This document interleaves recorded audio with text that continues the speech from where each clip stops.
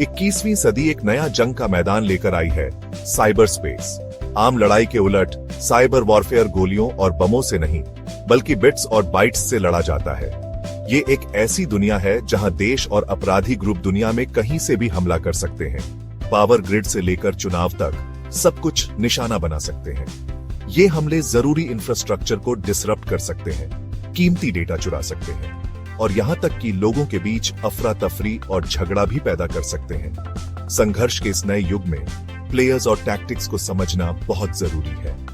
एक ग्रुप अपनी ऑडेसिटी और डिस्ट्रक्टिव कैपेबिलिटीज के लिए सबसे अलग दिखता है, एक ग्रुप जिसे सैंडवर्म के नाम से जाना जाता है।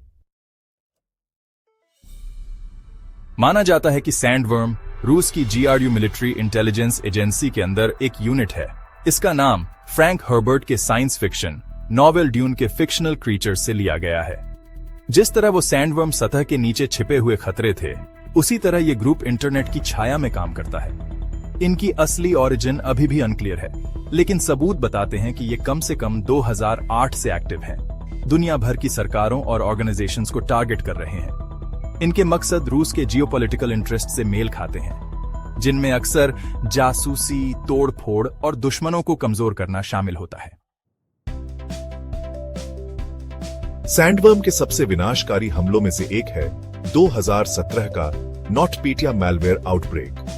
रैंसमवेयर के रूप में डिस्गाइज्ड नॉटपीडिया कॉर्पोरेट नेटवर्क्स में जंगल की आग की तरह फैल गया, जिससे दुनिया भर में अरबों डॉलर का नुकसान हुआ।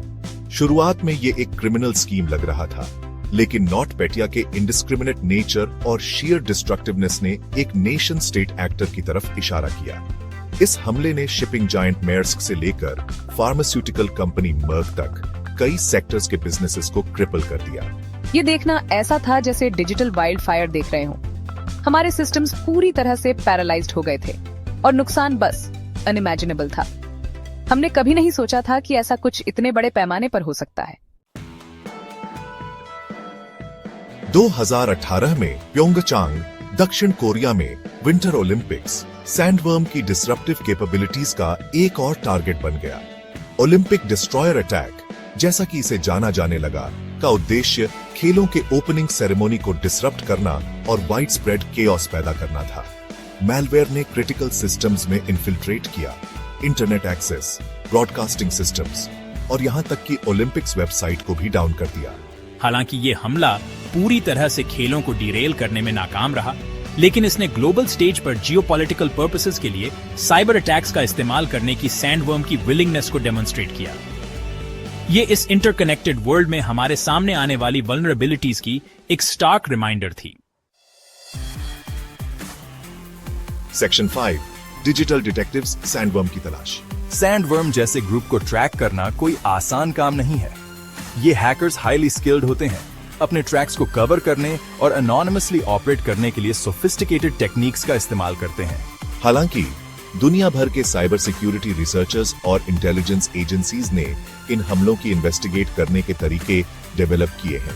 मैलवेयर कोड को एनालाइज करके, इंटरनेट ट्रैफिक को ट्रैक करके और इंफॉर्मेशन शेयर करने के लिए कोलैबोरेट करके इन्वेस्टिगेटर्स डिजिटल ब्रेड क्रम्स को पीस टुगेदर करने में कामयाब रहे हैं, जिससे उन्हें सैंडवर्म के ऑपरेशंस के करीब ले जाया जा सका है और अंततः स्पेसिफिक अटैक्स को ग्रुप से एट्रीब्यूट किया जा सका है। सेक्शन 6, एट्रीब्यूशन एंड रिटेलिएशन दानव बढ़ाना। साइबर अटैक्स को स्पेसिफिक ग्रुप्स या नेशन स्टेट से एट्रीब्यूट करना एक कॉम्प्लेक्स और अक्सर कंट्रोवर्शियल प्रोसेस है। हालांकि सैंडवर्म के मामले में मेटिकुलस इन्वेस्टिगेशन के थ्रू इकट्ठा किए गए एविडेंस के वेट ने यूनाइटेड स्टेट्स और यूनाइटेड किंगडम जैसी सरकारों द्वारा पब्लिक एट्रीब्यूशन की ओर अग्रसर किया है। ये एट्रीब्यूशन सिग्निफिकेंट है क्योंकि ये मोर रोबस्ट रिस्पॉन्स की अनुमति देता है, जिसमें सैंक्शंस, डिप्लोमेटिक प्रेशर और यहां तक कि रिटेलिएटरी साइबर ऑपरेशंस की संभावना भी शामिल है।